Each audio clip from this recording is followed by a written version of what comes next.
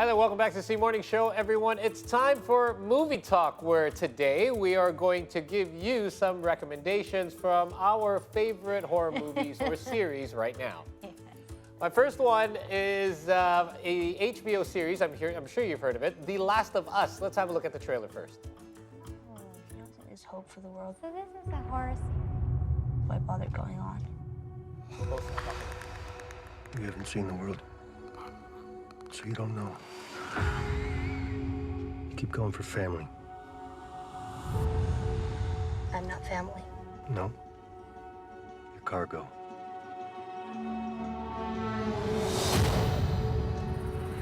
Why are you so important? The Last of Us is a post-apocalyptic action or horror drama television series created by Craig Mazin and Neil Druckmann for HBO.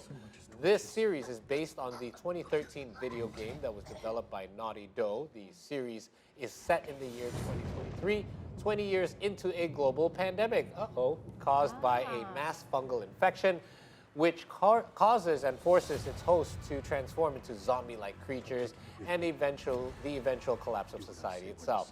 The series follows Joel, who is played by Pedro Pascal, a smuggler tasked with escorting the teenage Ellie, who is played by Bella Ramsey, across a post-apocalyptic United States. So this one was interesting to me because everyone who had seen it prior to its release has said this is the best adaptation from a video game ever made. Really? Those who have my friends who have played the game itself told me it was exactly the characters, the scenes. Now, apart from that, it had a really high rating. Now, I was kind of beyond post-apocalyptic / zombie movies or series, but this one caught my After Train to attention. Busan. That was the last good one I saw. Yeah, and then exactly. We all know about Resident Evil. We know how that went. Right. Yes, And eventually, right? yes. So what caught my interest in this one was that I like Pedro Pascal because I loved him in Narcos as well, one of my favorite Netflix series. And that, together with the fact that the origin of the story began in the viral infection happened in Jakarta, in Indonesia. They That's why mentioned that in there's the Ibu first Christine episode. Hakim there. In the second episode, right. So the first one, they mentioned Jakarta, they mentioned Indonesia a couple times, so it got me interested. And then the second episode opened with an entire scene, a few scenes actually, from right here in Indonesia. So that felt like home. And the story itself starts off in one way, and I don't want to spoil it for you guys, but then quickly in half an hour's time takes you into another direction. And it doesn't spend a lot of time focusing on all the stuff that happens, but instead how humans have changed and behaved 20 years after this sort of event, world-changing event. I mean, that makes sense, though. I mean, we keep changing. Yeah. Our behavior keeps changing. I'll give you a hint.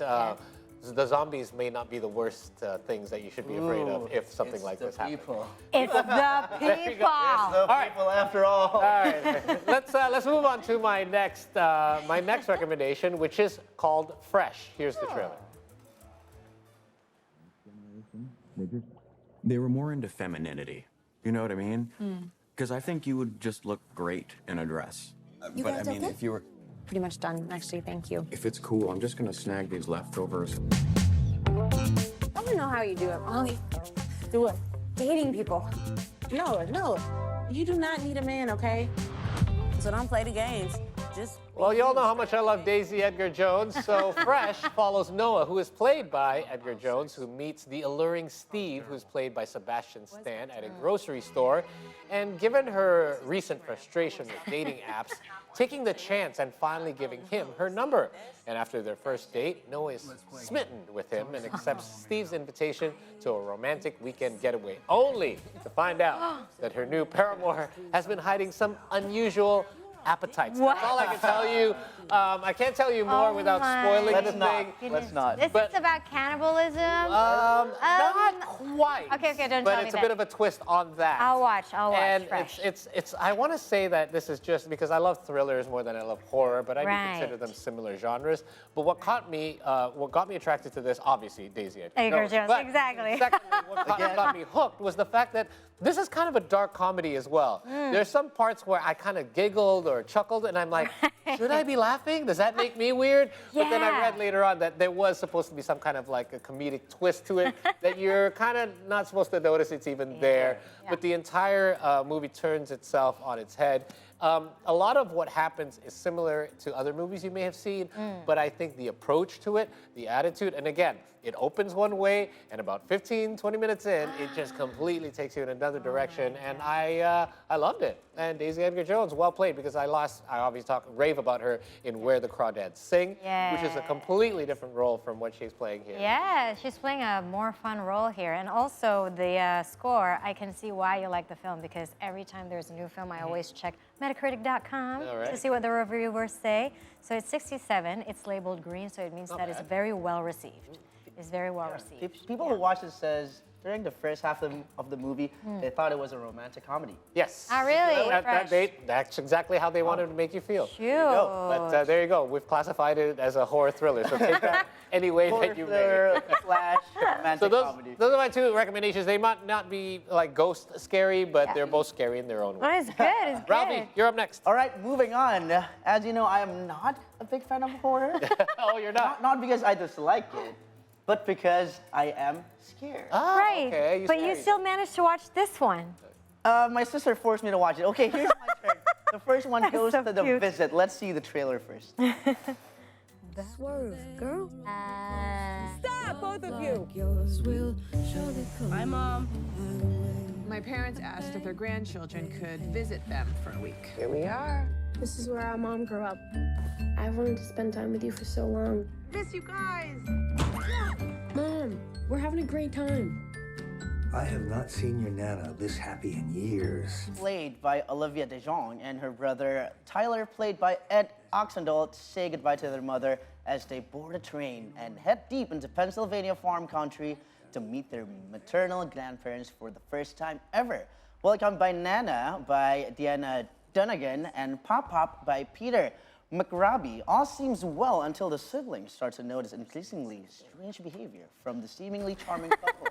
So once the children discover a shocking secret, they begin to wonder if they will ever make it home and alive. So this is M. Night Shyamalan, right? Yeah, it is Shyamalan. I checked. It's actually 2015, huh? It's not a new movie because Right. I'm scared of horror. I don't watch it that often. This is for me, this is one of the scariest type of horror. And it's got a great Do twist. not tell me anything Sure, I about it. recommended it to you at one point. We're not going to spoil anything. No. It's not ghost scary, but Right. it is scary. Or let's just say Pop Pop is pretty creepy. That's all I It is. remember. Okay. It is. Both of the grandparents are pretty creepy. Okay. So you made it through. You watched it by yourself? Yeah, we were at my house for a gathering. The Yeah. whole family's there. All With right. I'm actually the oldest of the family. So my small cousin's there, my sister was there. They were all- enjoying it and you were like this? Yeah, I was like this. I was like, stop it, stop, I can't take this. But eventually I made it through, and it's one of the best thrillers ever. Good. Okay. Wow. Yeah. Considering Good you choice. don't like horror thriller Good choice, comedy. good choice. Yeah. Next, still not a new one, Don't Breathe. Let's check it out. Yeah. Your lips look sore. That's how you're making So your this is- cash out there? What do you say you and I move away from Mom together? It's a promise. You're leaving? Yeah, as soon as I have the money. When are you coming back? Never. Yo, I got our ticket out of here. Rumor is this guy is sitting on at least 300K. Rocky, Alex, and Money are the three Detroit thieves who get their kicks by breaking into the houses of wealthy people. Money gets word about a blind veteran who won a major cash settlement following the death of his only child. Figuring he is an easy target, the trio invades the man's scheduled home in an abandoned neighborhood, finding themselves trapped inside. The young intruders must fight for their lives after making a shocking about their supposedly helpless victim. Wow. So this also has a twist. Yeah. What'd you like about it? The fact that I literally cannot breathe. Oh, it was you that was. Yeah. That title was meant for the viewers. For the viewers, the movie was so quiet. Right, Yes, right. yes. So right. when someone makes a noise inside the theaters, I was like, Okay, so here's the thing. I think they wanted you to as well feel what it was like from the homeowner's perspective, because Yeah. he was blind and he was only able to use his hearing. So they wanted to simulate kind of in a way what it would be like for him to hear, like basically literally a pin drop. and the intruders had to, I think my husband's watched this film, Yeah. and it's the blind guy who Yes. was actually the villain in Avatar, right?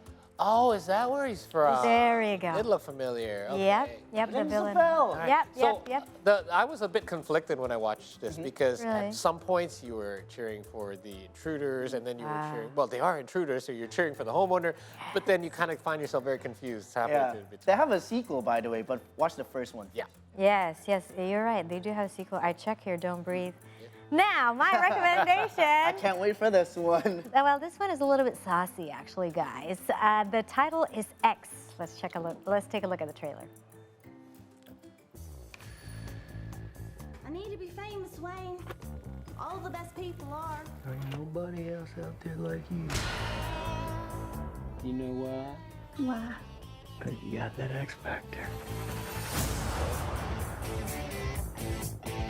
Our days of struggling may soon be over. Hollywood, here we come.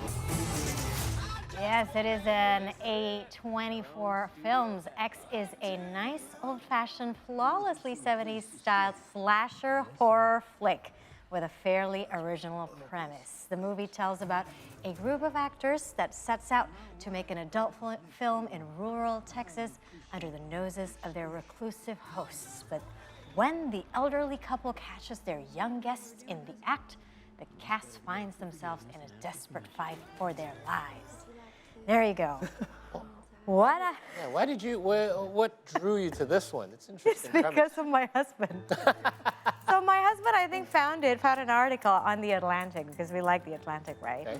And then he said, "Wait, babe, this is really, really good, so let's just watch this." And I was so surprised how good this horror movie is. Right. The thing about horror movies is that we have plenty of them, right?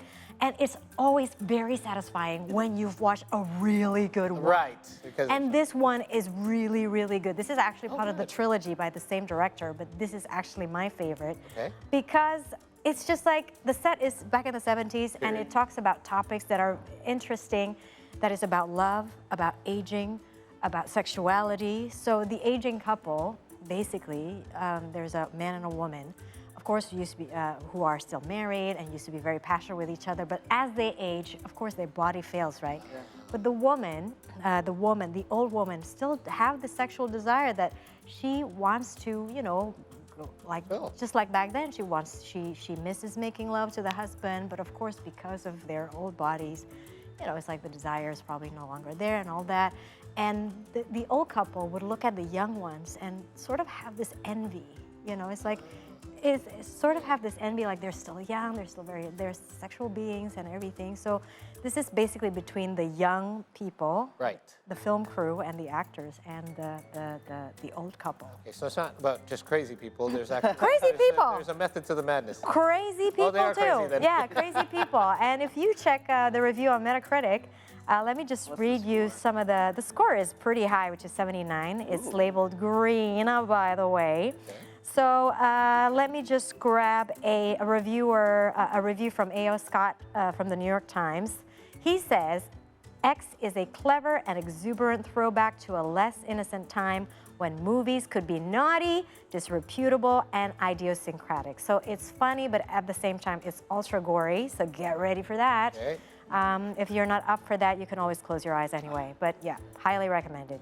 Right. And the next one is Megan. You heard of Megan? I've heard of it. I saw the trailer. Yeah? I saw the trailer. What do you think of the trailer, by the way? It was creepy. Really? But I think the trailer sort of like misrepresented the film. Because, yeah, I mean, I didn't feel that the trailer actually did it justice, but when you watch the film, it's fantastic. So let's take a look at the trailer. Lost your parents. Welcome home. You're my niece. I'm gonna do everything I can to make this place feel like home. Just wish I could see them again. I'm not equipped to handle this. I don't even take care of my own plants. I have this project at work. Do you want to see? Yes. Megan is a marvel of artificial intelligence, a lifelike doll programmed to be a child's greatest companion and a parent's greatest ally. Designed by brilliant toy company Robotics Gemma, Megan can listen and watch and learn as she becomes friend and teacher, playmate and protector for the child she is bonded to. when Gemma suddenly becomes the caretaker of her orphan 8-year-old niece, Katie, Gemma is unsure and unprepared to be a parent. Now, under intense pressure at work, Gemma decides to pair her Megan prototype with Katie in an attempt to resolve both problems, a decision that will have unimaginable consequences. So wait, Megan is modeled after the caretaker. No, Megan is basically a robot. A robot that is just on her own. On her own. What are the Megan is a characteristics? lot of things. She's a caretaker. She's teacher, everything. She's everything. She's basically AI. Yeah. She's basically like, I think the equivalent would be our gadgets. You know, when we A give- robot nanny.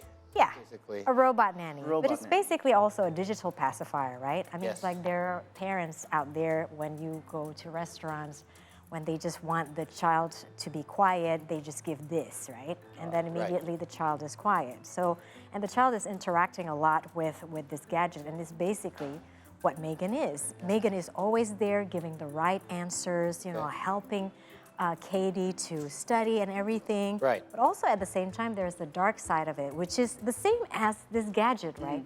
Kids can get addicted Oh, yeah. to this gadget. And so what happens, Katie is addicted to Megan. So she would actually have those, you know, the rage that children would have when the gadgets are taken away. from them. Exactly. Exactly. And it's just amazing because when I saw the trailer in the beginning, I was like, you know what, this is like, the trailer was not impressive in my opinion, and it was misrepresenting how amazing the movie is. Okay. It reminds me of Chucky. Yeah, Child's Play. I was going to say. So I thought it was just a horror doll. Girls version. Yeah. But, you know, at that time, I'm like, you know, this will never be Chucky. Chucky was a legend and still a legend in my heart, you know. But then I watched Megan, it's like, wow. This Better than Chucky. This is upgraded. Yeah, This Chucky is 2.0. Modern Chucky. It is a modern Chucky, and it's a female, and it is scary at the same time. It is scary because it's a horror movie, and also it's scary because it sort of mirrors our current reality with AI and digital technology. So go and watch, guys. So as a parent of an 8-year-old, I would be fully frightened that my kid would be more attached to Megan than she is. Exactly, and that might Kids do happen. get attached to their gadgets. Yes, they do. And we have 6 movie recommendations. There you go. Yes. You just go and watch it. That's a wrap for Movie Talk, and we are going for a quick break. And later on, Paul will return with a recap from the world of sports.